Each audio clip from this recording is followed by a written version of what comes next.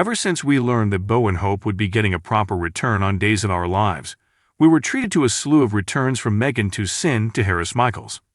Figuring out who would just be returning to finish the Beyond Salem story and who might be sticking around, though, was tricky.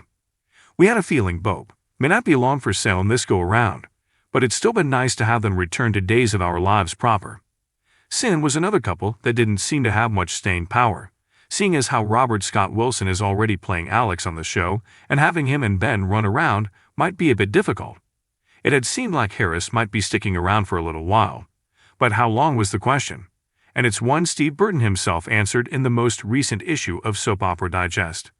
The decision was made to continue Harris, Megan, Bo, and Hope's story on the main show, rather than Beyond Salem, and once that happened, Burton signed a one-year contract with the show.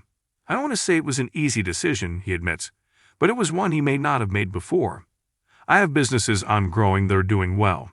I'm doing what I love to do, coaching people, and I've got my kids, so my life was great. I have all this stuff going on. Just doing a short stint on Beyond Salem.